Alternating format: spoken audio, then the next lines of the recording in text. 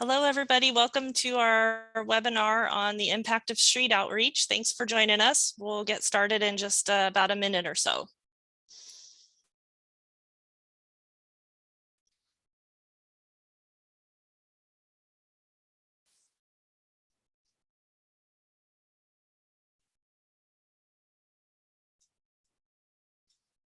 Thanks to those of you who are joining us and getting logged in. You are in the right place. This is a Council for the Homeless webinar on the impact of street outreach.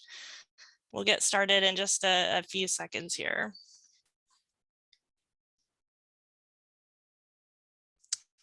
All right, well, welcome. This is our August webinar about the impact of street outreach. This is part one of a two-part webinar, and we're going to return to this topic and focus more on service providers within the system during part two, which will take place in October. I'm Laura Ellsworth, Strategic Partnerships and Advocacy Manager with Council for the Homeless, and my pronouns are she, her, hers. For those of you who attend our webinars, you know that we always end each one with a call to action to be kind. So let's dig into that. Tonight, we will hear from a fantastic panel of people with lived experiences receiving homeless outreach services. They are here to share their stories with you, and we are very grateful for their emotional labor in revisiting such challenging times in their lives. First, just a bit of housekeeping. The only people that you can see and hear tonight are our hosts and panelists, so relax, you're not on camera. We will send out a recording of this webinar and post it to our website within the next week. And please help us with providing your feedback after the webinar by taking the short survey that will appear in your browser when we're done tonight. So before we review our agenda for tonight, I wanted to share with you a poem / story that I recently heard from Ryan Dowd, the owner of Illinois' second largest emergency shelter. It's titled "The First Time." She was in her mid-30s, shoulder-length brown hair and soft brown eyes. I was 21, short brown hair and brown eyes. She came into the homeless shelter at about 10 p.m. on a cloudless January night. It was her first time. It was the first time that she didn't have her own bed waiting for her at home. It was the first time she had no idea where her next meal would come from. It was the first time she didn't feel fully human. For her, it was the first day she was homeless. It was the worst day of her life. For me, it was the first time I had witnessed the worst day of a person's life. You never forget the first time. Honestly, I didn't know what to do. I mostly just sat with her, fighting off the silence that attacks the soul in dark times. Eventually, she went off to the women's dorm to sleep. My shift ended and I went home and cried. In the years since, I have had the opportunity to sit with countless people on the worst day of their life. If you have the privilege to sit with someone through their deepest pain, know this: you have only one thing to offer: the opportunity to not suffer alone. This is the impact of street outreach. So tonight, we will review what street outreach is, cover some do's and don'ts, and hear from our panel of experts, and then end our night as we always do with a call to action. Thank you for being here. So I want to start off our webinar tonight with a point of clarity. When we're talking about street outreach, we are specifically talking about helping people who are visibly homeless, likely chronically homeless, which means people who have been living outside for a long time, who have physical disabilities, as well as mental health illness and or addiction. This is the minority of people experiencing homelessness, only about 20 to 25% here in Clark County. However, because they are the most visible, this is the stereotype of people who are homeless. These are the people who qualify for permanent supportive housing, which is the highest level of support needed for remaining stably housed. Right now in Clark County, we have hundreds of people who have been assessed who score into permanent supportive housing and who are on a waiting list because we simply don't have enough of it. These are people who have asked for help to be housed and who continue to wait because they have higher needs that require support from professionally trained staff and who have nowhere to go right now. So let's start off with a poll of our audience tonight. What is your idea of street outreach? I'm gonna launch this poll here.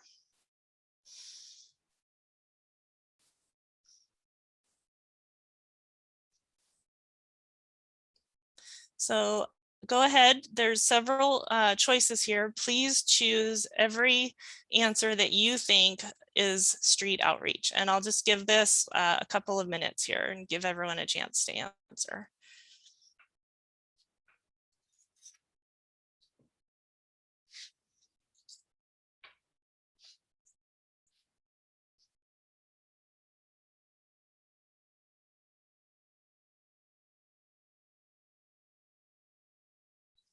All right, I see answers coming in. Thanks everyone.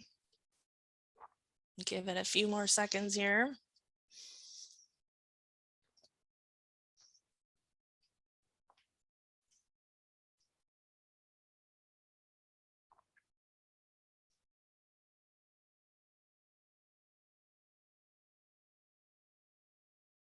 Awesome participation, everybody. Thank you.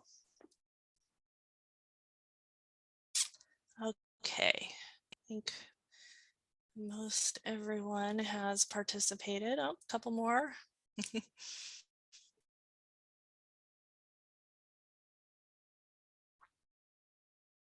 Okay. Thank you so much. I'm going to end the poll now and share the results. So yeah, I see that most of you on this webinar tonight understand, have a good idea of what street outreach is. It's things like bringing supplies to people and connecting people to emergency shelter and counting people during the point in time count and having trained professionals spending time with folks. All right, thank you so much, everybody, for that. We'll do a little level set here as we get going, so thank you. Okay. So now that I heard from everybody here about what your thoughts are about street outreach, let's talk about what street outreach is. And first, I do want to say that street outreach is done using a person-centered approach. And so that is an approach that supports the person at the center of the service to be involved in making decisions about their life. It takes into account each person's life experience, age, gender, culture, heritage, language, beliefs, and identity. It requires flexible services and support to suit the person's wishes and priorities. It is strengths-based, where people are acknowledged as the experts in their life, with a focus on what they can do first and any help they need second. It also includes the person's support network as partners, if applicable. And a person-centered approach should support and enable a person to build and keep control over their life. So street outreach, as many of you observed during the poll, it's engagement and trust building. It takes an average of 17 positive interactions to successfully connect a person to housing. It's basic needs, like many of you saw.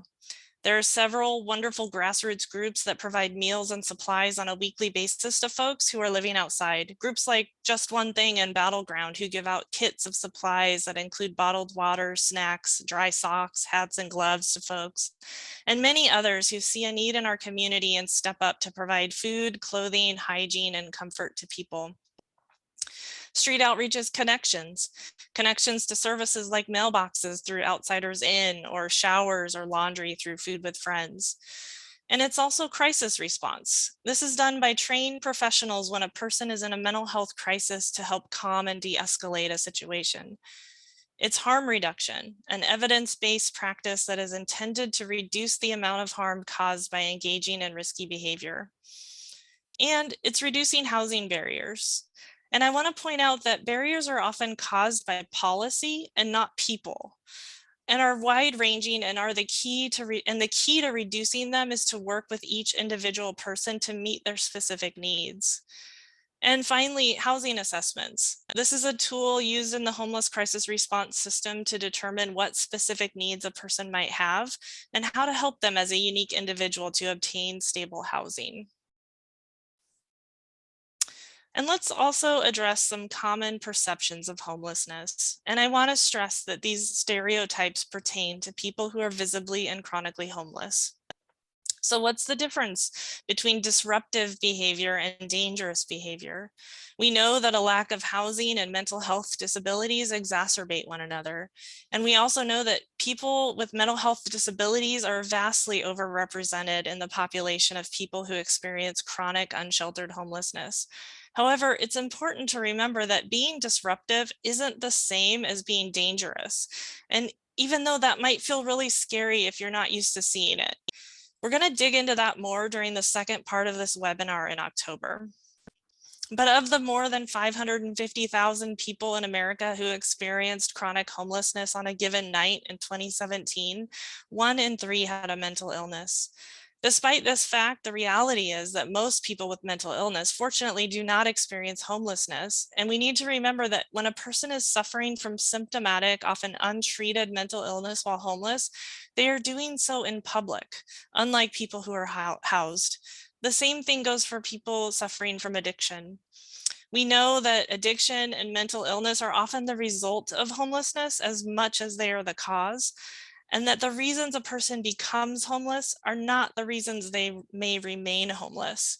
So it's our job as a system to address the disparities, gaps, and inequities so that the system itself doesn't continue to be a barrier for people. And street outreach is the first step in that approach. So oftentimes when I talk to people in the community, I hear the observation that people don't want to go into shelter or housing, or that they refuse help or food. And I thought I'd share a story with you. I had someone tell me once how they were walking down the street and had half a ham sandwich from Subway left over from lunch. It was a 6-inch sub, half of a foot long, that they had gotten a deal on, and it hadn't been touched. And so when the person saw someone on the sidewalk who was clearly homeless, they offered them the sandwich. And the person on the street said, "Well, what kind is it?" And the person with the sandwich said, "Ham." And then the person said, "Meh, no thanks." And the person who shared this story with me was so taken aback. How could someone who is hungry, not knowing when their next meal may be, refuse a perfectly good offer like that? They were really offended, actually, and said, well, it must not be bad enough for them yet. And so I share this story just to challenge you to think about what feelings this may have invoked in you. Some of you may have had similar interactions, or maybe even a more extreme version of this experience.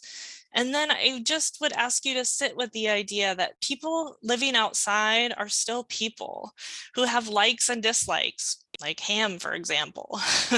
They have food allergies, fears, anxieties, comfort levels, and preferences. And I think we can all relate to the concept that sometimes it's easier to cope with the known than the unknown. And oftentimes people confronted with the idea of going into shelter somewhere else, somewhere away from their possessions or their pets and friends, would rather stay where they are, even if it means being wet, cold, and hungry. So this is why we say that we truly need to meet people's needs where they are when it comes to building trust and connecting people to help. So don't despair when your offer of help is turned down. It doesn't mean that a person doesn't want it, and it doesn't mean that they're choosing to be homeless. So you may be thinking, oops, let's see. Yes, okay, sorry. So you may be thinking, well, I'm not a trained professional, but what can I do if I want to help? So as always, treat people with kindness and follow their lead on whether or not they want to interact. And feel free to offer help like supplies or phone numbers for services. Don't be afraid to call community outreach teams. They want to know where people are so that they can reach out to them. If someone's loitering around your property, don't assume that people know your expectations of them. Oftentimes, when people are in crisis physically and emotionally, they're just not as aware of societal norms and rules like the rest of us. And lastly, if someone asks for money, it's up to you and your comfort level. And keep in mind that they may not spend it in a way that you approve of, or they might give it away to somebody else, or they may see it as an invitation to keep asking for more. So just do whatever is most appropriate and comfortable to you. Get to know people you see outside, if they're open to it. And that's the key, if they're open to it. Remember, not everybody is, and respect that too. Know that there are professional outreach teams in our community that can help. And I'm very happy to tell you that due to increases in funding, more outreach teams than ever before are coming on board in the near future in our community.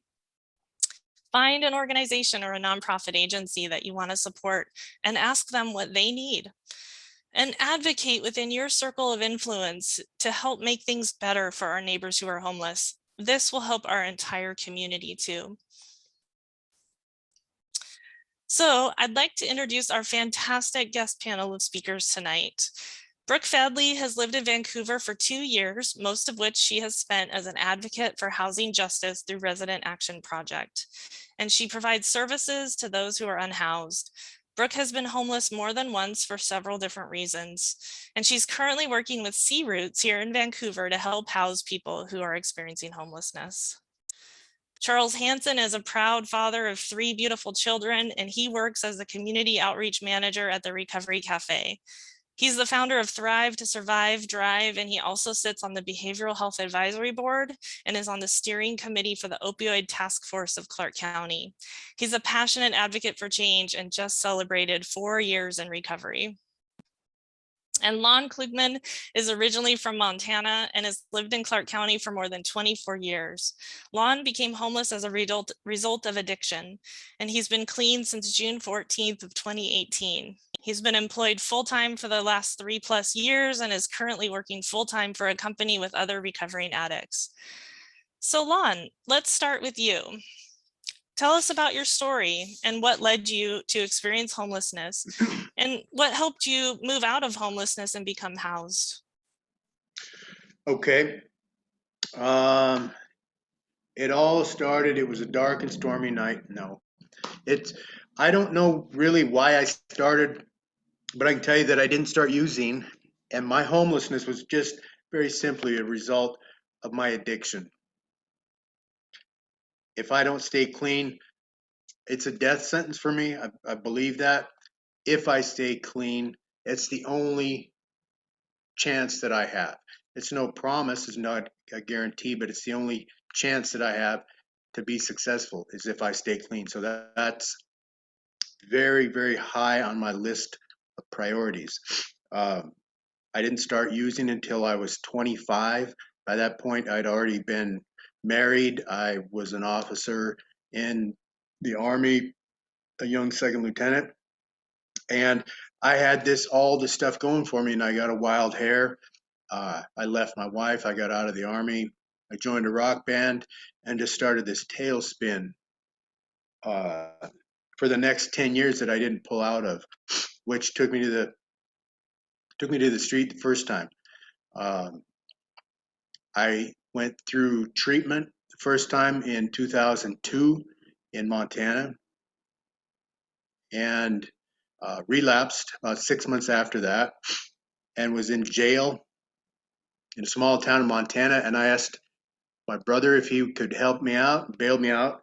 So he sent me the bail money and a bus ticket, which brought me out to Vancouver. He lived here. And I managed to stay clean for a few months, but got back into it and ultimately got clean on July 16th, 2003. And from there on till almost 9 years, I had a pretty good thing going. I got married again. I was working uh, actually as a drug and alcohol counselor for a local agency for a while. And I don't know exactly, I haven't straightened it all out yet, but at about 5 years clean, everybody, old timers would say, you got to be careful. You're just going to start losing your mind if you're not working a program. And it's true. I wasn't working much of a program, and I started drifting from the fellowship that I was going to. And so uh, on March 27th, 2012, I relapsed. And for about 5 minutes, it was sheer bliss. And then it all came back down on me. Guilt, shame, the works, all the stuff that I hadn't resolved previously was right there waiting for me. So uh, over the next 6 years, I think I went through four more residential programs and successfully completed all of them. That was not a problem. The problem was some aftercare, following through with those kind of things. So the last time I went through treatment, and that was several years on the street here during those 6 years. So I had experienced outreach workers and the services that they offered. I'd experienced inpatient, outpatient. I had all these resources available to me. And there was one person in particular who really, really came through for me. She did everything she said she was going to do.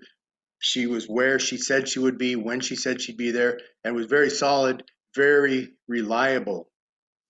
And so the last time I went to treatment, literally, I was carried to detox. Everything was arranged for me. When I got out of detox, another case manager took me to the bus depot, gave me $20 and a couple of packs of smokes, and said, "See you in a few months." So in terms of what I had to do to get out of it, I really can't claim any credit for doing anything, because in my drug fueled haze, I was completely incapable of making any kind of decision for myself. And I just had to rely on that rapport that I had with the outreach worker. And I'd screw up and have to go in front of someone for that. I'd screw up again. She'd come out and find me. I'd screw up again. And so it wasn't, you had mentioned 17 times, 17 contacts for a typical successful engagement. I don't know if it took quite 17. Maybe it took more. I really don't know. I really don't know. So I got clean and got off the street, and I've been clean since June 14th, 2018.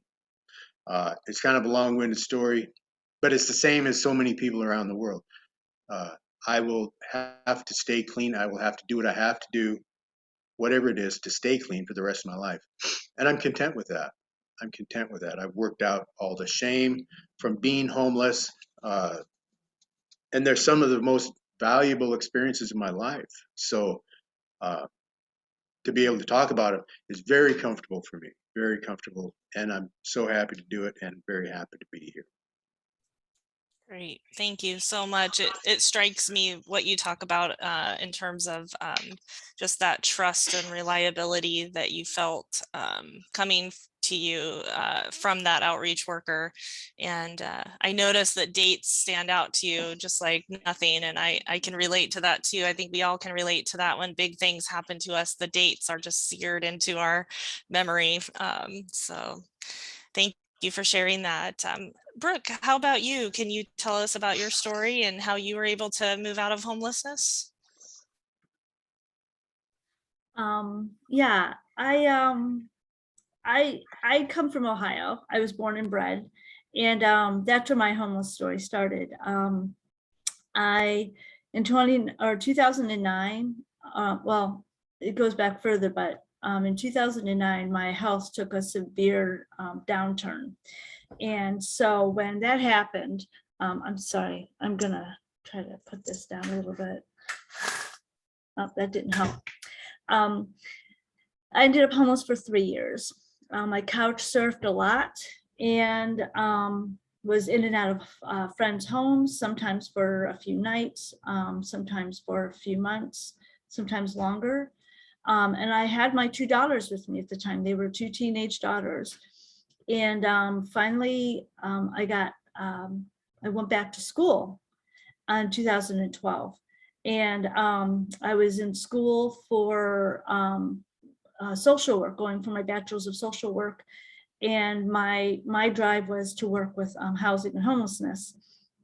And so I was in school, and there was a huge financial aid snafu, and I ended up homeless again. In my last year of my bachelor's program, I was homeless for a whole semester, going to school in a homeless shelter with my youngest daughter. And we spent the semester there. Carried a 4.0, 3.5 to 4.0 in all of this. Not to brag, but you know, for me, it was, school was everything. It was my only release and escape from being out on the streets. I was very fortunate that I had that. Most people don't have that, at least where I was at the time. Then I got housed, and through a program, an outreach program that helped with rent. And I had to go through the program, and I graduated from the program, which is really exciting. And about the same time I graduated from the program, I graduated my bachelor's program, and went off and got my master's and in social work, community practice, but social work. And then I ended up moving out to California, and was there for a few months. I was homeless there, trying to, you know, just start fresh.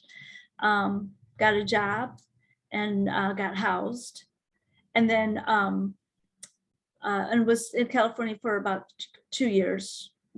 Yeah, about 2 years. And then I came up here to Vancouver to be with my family, my grandbabies and my oldest daughter. And I had my youngest daughter with me, and, you know, through most of this, but no longer teenagers. And so I came up here to be with her and to help her out.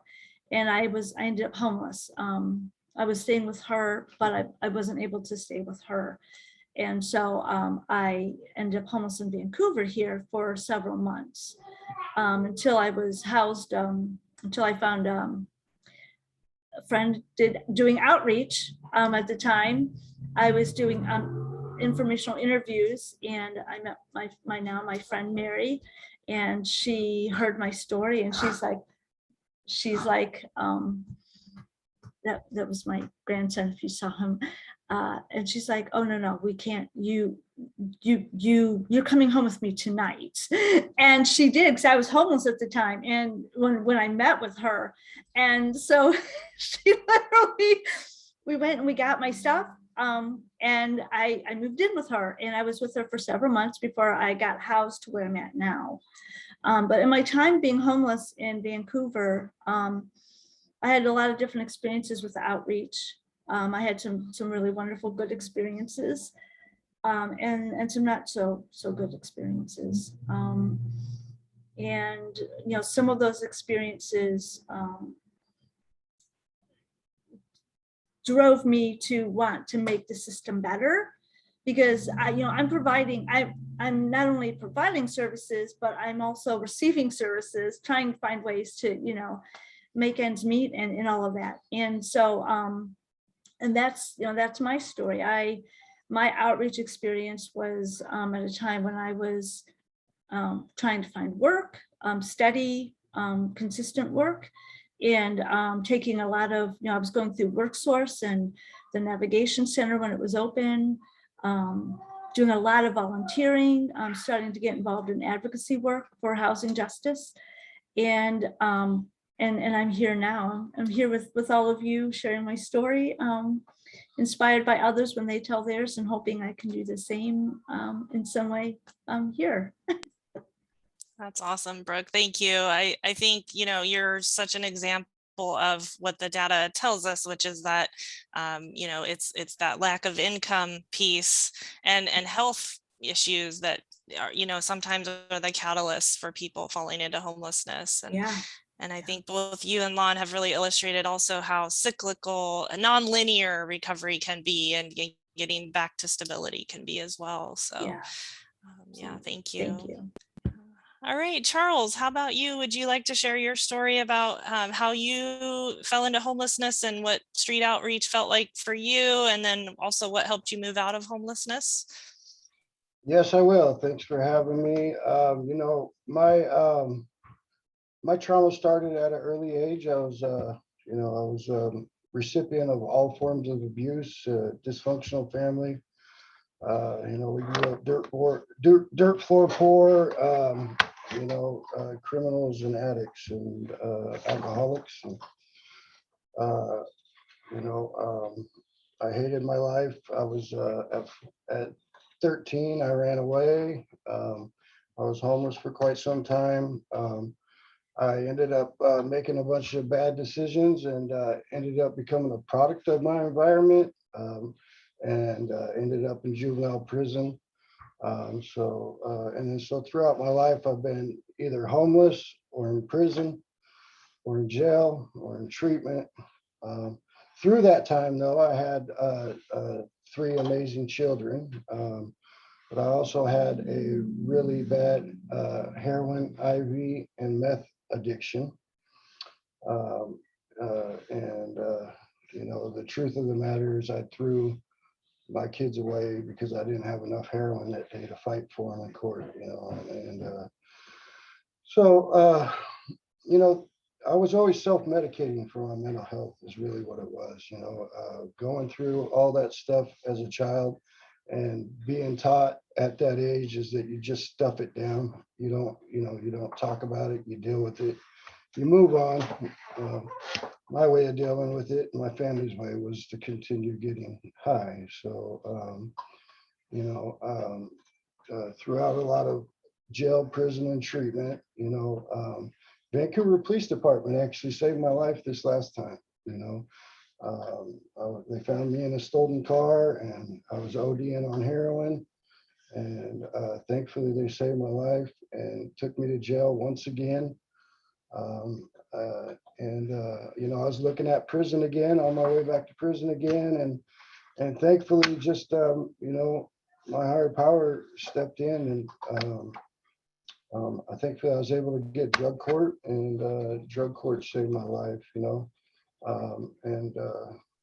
Through, you know, in early recovery and through drug court, I got busy. I got into service, you know, from losing my sister and losing so much of my family. I just had this fire in me to be part of the solution and not the problem, you know. No longer be a termite to my community, but try to give back to my community. And that's why I stay right here in Vancouver. You know, Portland's really decimated right now, but I try to focus on where I made my mess. And you know, through graduating drug court, through wraparound services is what helped me. I could not do it alone. It was somebody walking through my whole journey with me and bridging those gaps. And that came from Counsel from the Homeless. That came from Community Service Northwest. It came from Columbia River Mental Health, Get My Mental Health. It came from Recovery Cafe. I didn't do this, you know, it's everybody else that had a part and getting me to where I'm at today. And, you know, through that, you know, I got on the FCS program, Permanent Supportive Housing for Disability. I'm about ready to graduate that. I'm now a manager at the Recovery Cafe, and I've been off my disability for over 4 months now. I got my kids back. I got custody of my 15-year-old. I got my daughter just moved here from Idaho. It's about to be her birthday in a couple days. My kids are proud of me. They love who I am, and they're breaking the cycle, you know, thankfully. The curse of my family and many families across the world, they're breaking the cycle from seeing the role model and good behavior, you know. Who would have thought, you know? So I just, you know, homeless is dear to my heart, you know, and that's why I started doing the Thrive to Survive thing that we do. Because we want to be able to make that 17 to 18 to 19 connections, whatever, as many connections as it takes to help that individual through their process and through their journey, so that next year I can see them on this panel sharing their life story. You know, that's what it's about. Yeah, fantastic. Yeah. Thank you. Yeah, thank you for that reminder that the grassroots groups doing this work are just as much of a part of those 17 contacts to help build trust and support and stability for people. So Thrive to Survive definitely is a big part of that in our community right now. And also, you bring up a good point about the past trauma that you have experienced. And I think that's another common thread that weaves together throughout people who are struggling with homelessness. So, and thinking about that shared humanity, what do you think is different about you versus people who are still actively, experiencing homelessness? I'll just throw this out to the group. Whoever would like to jump in and answer, feel free. But I think it's something that is so powerful. You three here today talking about your experience, but there are people out there right now who are actively still in their homelessness. And what do you think?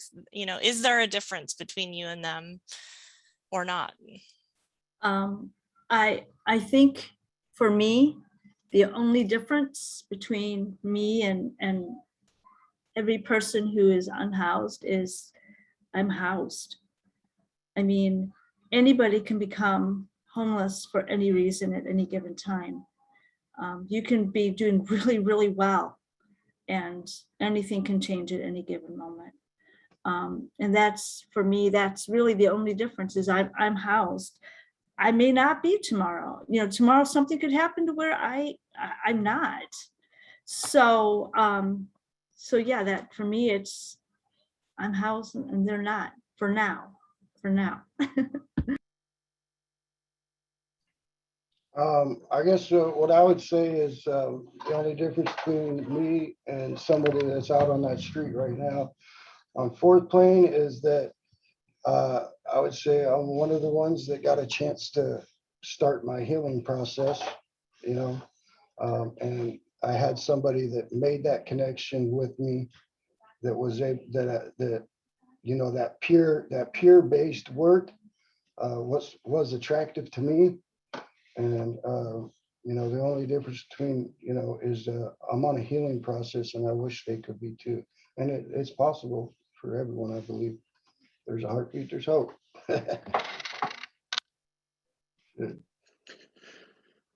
For me, I don't know what I just did, but for me, again, the only difference between myself and someone else outside right now is the roof over my head. And it was interesting what you had said earlier about reasons why you become homeless are different than reasons why you stay homeless. I think that's an important point. It's the same thing in recovery. Reasons for getting off the street are different than reasons for staying off the street, or reasons for getting clean different than reasons for staying clean.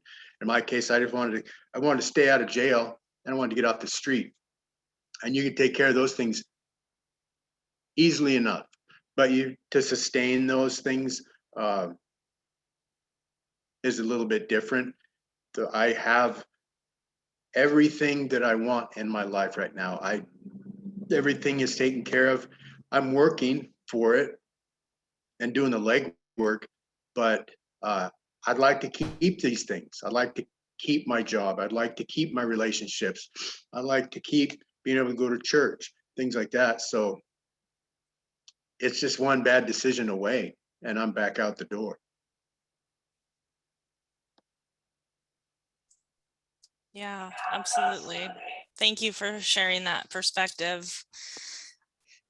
So what do you all have to say when you hear people say that people who are homeless don't want to be helped, or that they're choosing to be homeless? Well, did you want to go, Brooke? Oh, go ahead. Oh, okay. This one, that they want to be homeless, or that they choose to be homeless. I could say it's a very individualized, each person is very individualized when it comes to that, because, you know, I got my uncle that lives down there underneath the cabana, down there by the Clark County jail. And he absolutely wants to be there, you know, he's there. I've tried everything with him, but he prefers to be on his own and out there, and he's got everything that he needs, you know. But that's few and far between, you know. Sometimes when I hear people tell me that, I just think it's a escape to get away from the problem at hand, because they, you know, because it takes effort to want to care and to get down to the core issue with each person. Each person is different out there. So I just, sometimes it's a scapegoat line for people to use, because it's easier for people to say that and just go on with their life, you know. So that's a little bit about what I got. Yeah, I agree with Charles. You know, it's when I was homeless, I did not want to be homeless. I I didn't. And when I was living in the shelter for an entire semester before I got rehoused, I was deeply submerged in the homeless culture and the homeless lifestyle, because aside from being at school, at campus, even when I wasn't necessarily in class, I was in that culture, and they did not want to be homeless. I mean, they didn't. Now, was everyone's reason for being homeless different? Absolutely. Was it systemic for all of them? Yes. But was it certain kinds of decisions they made? To some degree, but it wasn't a choice to say, oh, I want to be, or I'm going to stay homeless. It, you know, we are just as human as anybody who is housed. We have emotions, we have dreams, we have desires. We don't like ham, or we love ham, or we're allergic to it, you know, and to assume otherwise is unkind, and I will dare say it, ignorant. And that ignorance can change if you choose to listen and to step outside of your comfort zone and want to know what's going on. Why are people homeless? Because it's a cop out to say they want to be homeless. It's a cop out. So, and I'm sorry if that's offensive to some, but I don't cuddle feelings when it comes to my fellow human beings who are unhoused. So that's where I stand. They don't want to be homeless. You have extreme circumstances, like, you know, Charles shared about his uncle.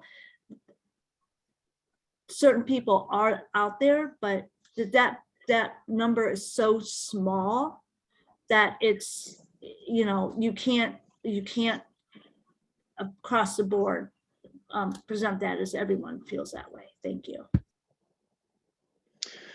Yeah, it's an interesting idea, and it is, I think, is simple enough for someone to believe that.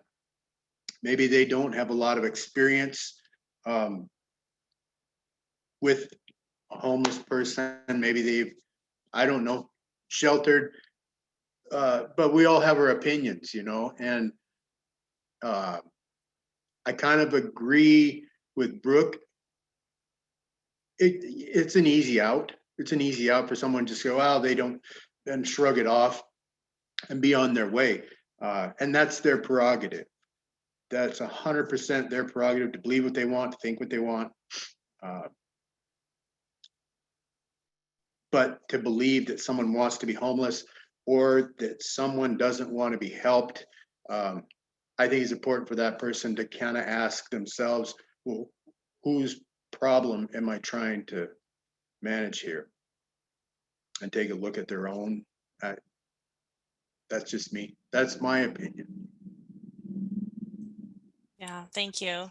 I think we have time. We did get a question about maybe potentially Lon, if you have any ideas about strategies for helping someone with addiction who may not be ready for help yet, what do you say to that?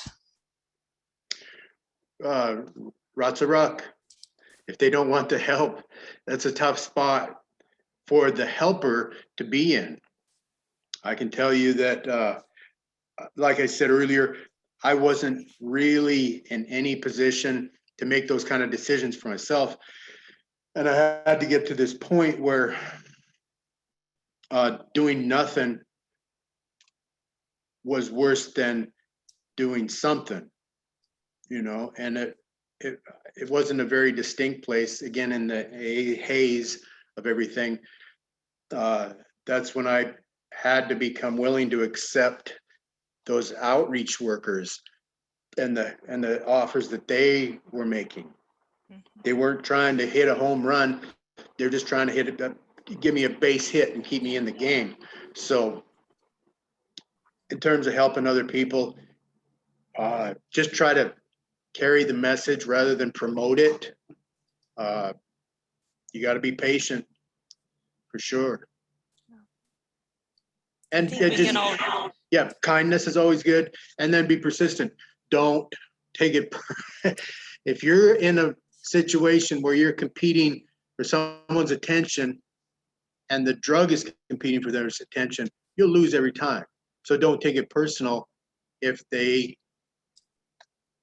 put up a good picture, they'll put up a smoke screen, and too often, the drug's going to win every time. Yeah, that's a good point. I think we can all relate to that statement of it needs to get bad enough, like it's worse to do nothing than to do something. I mean, I know I've felt that way about things in my life, whether it be, having a cold or a flu and seeking doctor's attention, or, there's lots of things I think that can apply to anybody for any reason for. So, yeah. Are there any other myths or stereotypes about people who are living while homeless that you would like to dispel while we're all gathered here tonight? Anybody just jump in if anyone has anything?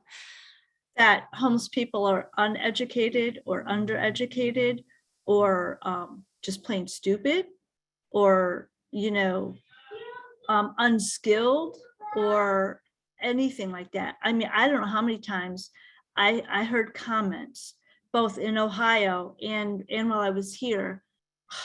What do they know? They don't know anything. Oh, brother, you couldn't last a day with, yes, sorry.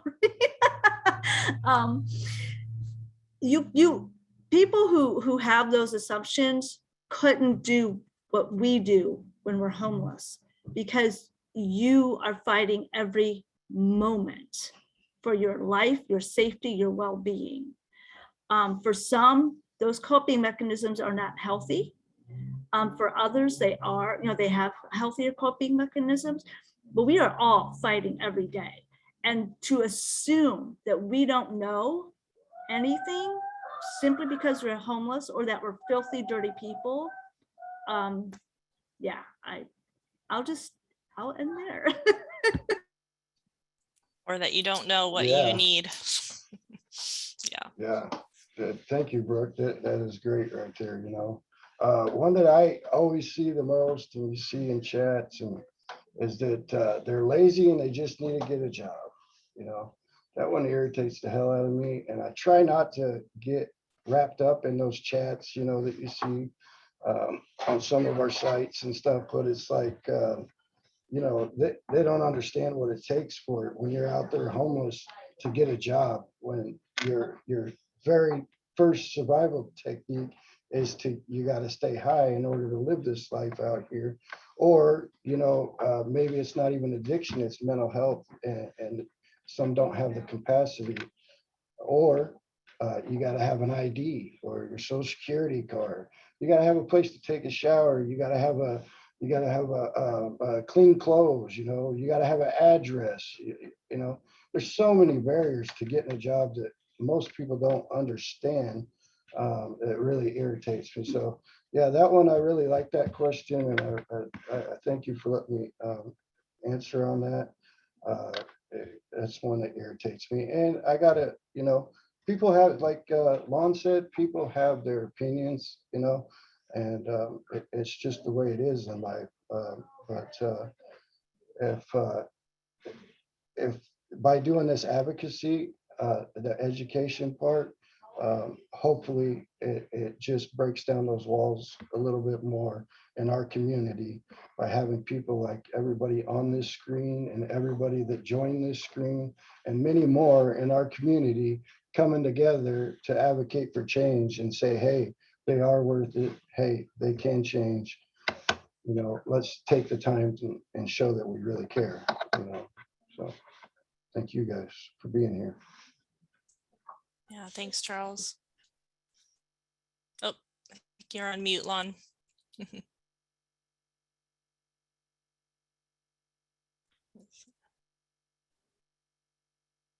you unmuted there.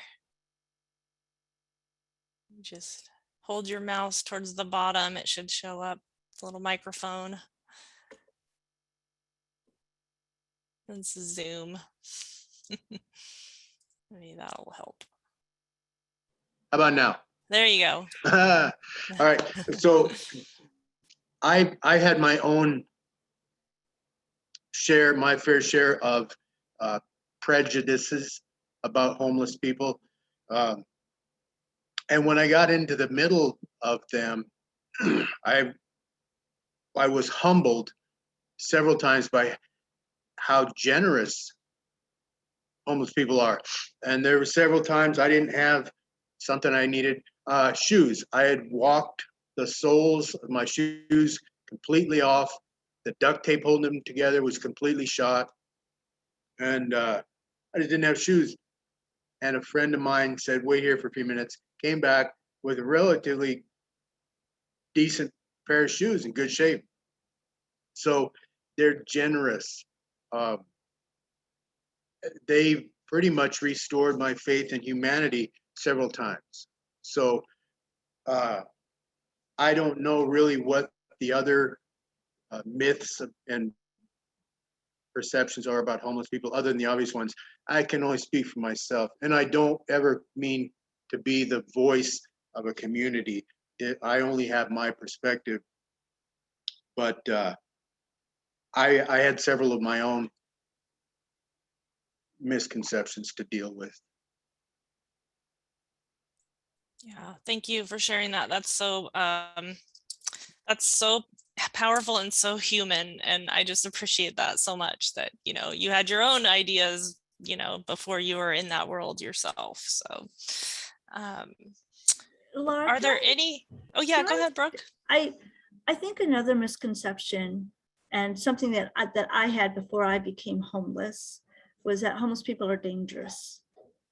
Homeless people are they're criminals, or most of them are criminals, or they're going to hurt you. And that is not the case. If someone's going to hurt you, it's not because they are a homeless person. That's their intent, who they are, whether they're homeless or not. And so, homeless people are not dangerous criminals. Could they become a danger because of a crisis they're in? Maybe. But we're not.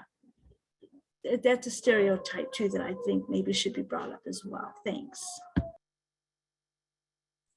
Yeah, thank you for mentioning that, and we'll dig into that more as well in our second part of this webinar in October, but there's lots of data to support that statement. So, all right, we just have a few minutes left. Have I missed anything? Is there anything else that you would like to share with folks while we're all here together, any of you?